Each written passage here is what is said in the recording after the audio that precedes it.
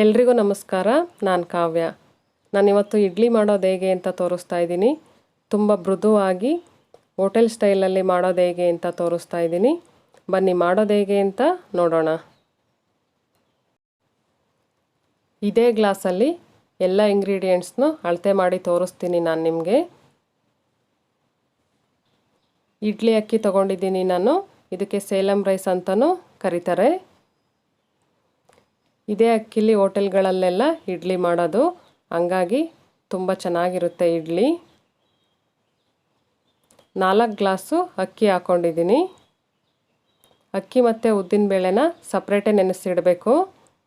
1 glass ಉದ್ದಿನಬೇಳೆ ಹಾಕ್ಕೊಂಡಿದ್ದೀನಿ.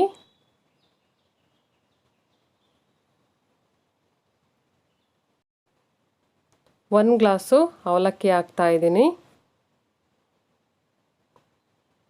1/4 glass ಸಬ್ಬಕ್ಕಿ ಹಾಕ್ಕೊಂಡಿದ್ದೀನಿ. 4 ಗ್ಲಾಸ್ ಅಕ್ಕಿ, 1 ಗ್ಲಾಸ್ ಉದ್ದಿನಬೇಳೆ, 1 ಗ್ಲಾಸ್ ಅವಲಕ್ಕಿ, 1/4 ಗ್ಲಾಸು ಸಬ್ಬಕ್ಕಿ. ಈ ಅಳತೆಯಲ್ಲಿ ಎಲ್ಲ ಇಂಗ್ರೀಡಿಯೆಂಟ್ಸ್ನ ಹಾಕಿ ಮಾಡಿಕೊಂಡ್ರೆ ಇಡ್ಲಿ ತುಂಬ ಚೆನ್ನಾಗಿ ಬರುತ್ತೆ. ಇವಾಗ ಇದನ್ನು ಒಂದು 3ರಿಂದ 4 ಸರಿ ಚೆನ್ನಾಗಿ ತೊಳಿಬೇಕು. ನೋಡಿ, ಇವಾಗ ತೊಳೆದಿದ್ದಾಯಿತು. ನಿಮ್ಮ ಹತ್ರ ಇಡ್ಲಿ ಅಕ್ಕಿ ಇಲ್ಲ ಅಂದರೆ ರೇಷನ್ ಅಕ್ಕಿಲಿ ಕೂಡ ಮಾಡ್ಬೋದು, ಚೆನ್ನಾಗಿ ಬರುತ್ತೆ. ಉದ್ದಿನಬೇಳೆ ಜೊತೆ ಒಂದು 1/4 ಟೇಬಲ್ ಸ್ಪೂನು ಮೆಂತ್ಯ ಹಾಕ್ತಾಯಿದ್ದೀನಿ. ಮೆಂತ್ಯ ಹಾಕೋದ್ರಿಂದ ಇಡ್ಲಿ ತುಂಬ ಸ್ಮೂತಾಗಿ ಬರುತ್ತೆ, ಫ್ಲೇವರ್ ಕೂಡ ತುಂಬ ಚೆನ್ನಾಗಿರುತ್ತೆ. ನೋಡಿ, ಇವಾಗ ಇದಕ್ಕೆ ನೀರು ಹಾಕಿ ನೆನೆಸಿಡ್ತಾ ಇದ್ದೀನಿ. ಇದು ಒಂದು 7ರಿಂದ 8 ಗಂಟೆಗಳ ಕಾಲ ನೆನಿಬೇಕು.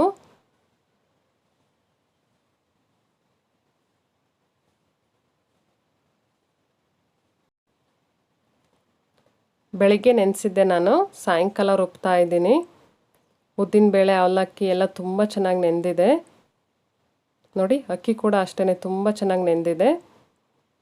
ಇವಾಗ ರುಬ್ತಾ ಇದ್ದೀನಿ. ಫಸ್ಟು ಉದ್ದಿನಬೇಳೆನ ರುಬ್ಕೋಬೇಕು. ಸ್ವಲ್ಪ ನೀರು ಹಾಕ್ಕೊಂಡು ಗಟ್ಟಿಗೇನ ರುಬ್ಬಬೇಕು.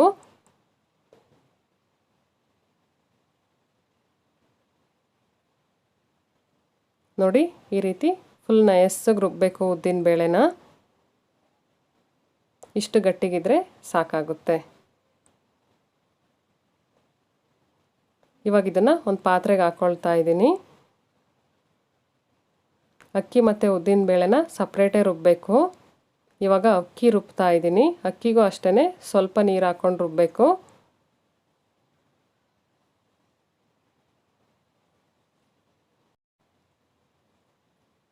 ಅಕ್ಕಿನ ಸ್ವಲ್ಪ ತರಿಯಾಗಿ ರವೆ ಥರ ರುಬ್ಕೊಳ್ಬೇಕು. ನೋಡಿ, ಇಷ್ಟಿದ್ರೆ ಸಾಕಾಗುತ್ತೆ. ಇವಾಗ ಉದ್ದಿನಬೇಳೆ ರುಬ್ಬಿ ಹಾಕಿದ್ನಲ್ಲ, ಅದೇ ಪಾತ್ರೆಗೆ ಅಕ್ಕಿ ರುಬ್ಬಿರೋದನ್ನು ಹಾಕ್ತಾ ಇದ್ದೀನಿ. ಇವಾಗ ಇದನ್ನು ಚೆನ್ನಾಗಿ ಮಿಕ್ಸ್ ಮಾಡಬೇಕು. ಕೈಯಲ್ಲೇ ಮಿಕ್ಸ್ ಮಾಡ್ಕೋಬೇಕು. ಈ ರೀತಿ ಕೈಯಲ್ಲಿ ಮಿಕ್ಸ್ ಮಾಡಿದ್ರೆ ಚೆನ್ನಾಗಿ ಹೊಂದ್ಕೊಳ್ಳುತ್ತೆ ಹಿಟ್ಟು, ಚೆನ್ನಾಗಿ ಉಬ್ಬುತ್ತೆ ಕೂಡ. ನೋಡಿ, ಈ ರೀತಿ ಚೆನ್ನಾಗಿ ಮಿಕ್ಸ್ ಮಾಡಬೇಕು. ನಾನು ರಾತ್ರಿ ಉಪ್ಪೇನು ಹಾಕಿಲ್ಲ, ಬೇಸಿಗೆ ಆಗಿರೋದ್ರಿಂದ ತುಂಬ ಹುಳಿ ಬರುತ್ತೆ ಅಂತ ಹೇಳಿ ಬೆಳಗ್ಗೆನೇ ಹಾಕಿದ್ದೀನಿ ಉಪ್ಪನ್ನ.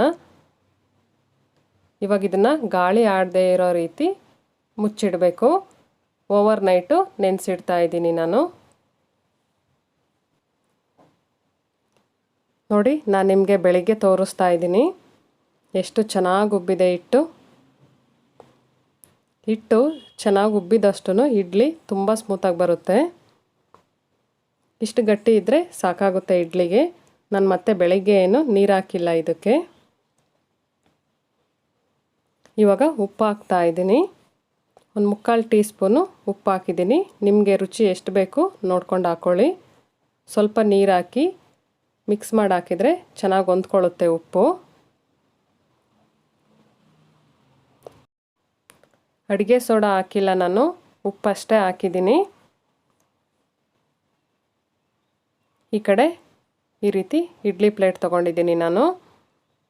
ಸ್ವಲ್ಪ ಎಣ್ಣೆ ಹಚ್ಕೊಳ್ಬೇಕು ಇಡ್ಲಿ ಪ್ಲೇಟ್ಗೆ. ಈ ರೀತಿ ಎಣ್ಣೆ ಹಚ್ಕೊಳ್ಳೋದ್ರಿಂದ ಇಡ್ಲಿ ಅಂಟಲ್ಲ, ಈಸಿಯಾಗಿ ತೆಗಿಬೋದು.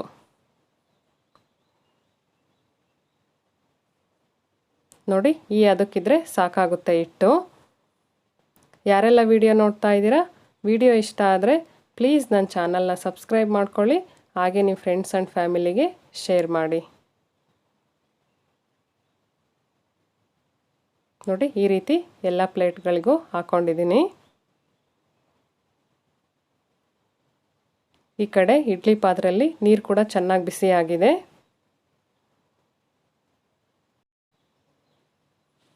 ಇವಾಗ ಇದನ್ನು ಒಂದು 10 ರಿಂದ 15 ನಿಮಿಷ ಸ್ವಲ್ಪ ಹೈ ಫ್ಲೇಮಲ್ಲೇ ಬೇಯಿಸ್ಕೊಳ್ಬೇಕು.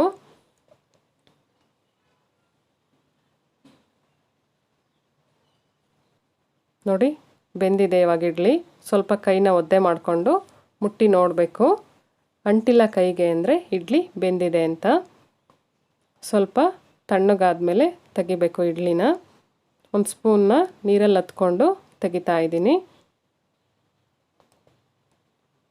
ಈ ರೀತಿ ನೀರಲ್ಲಿ ಹತ್ಕೊಂಡು ತೆಗೆದ್ರೆ ಅಂಟಲ್ಲ ಇಡ್ಲಿ. ನೋಡಿ, ಎಷ್ಟು ಸ್ಮೂತಾಗಿ ಬಂದಿದೆ. ಇದೇ ರೀತಿ ಎಲ್ಲ ಇಡ್ಲಿನೂ ತೆಗೆದಿದ್ದೀನಿ.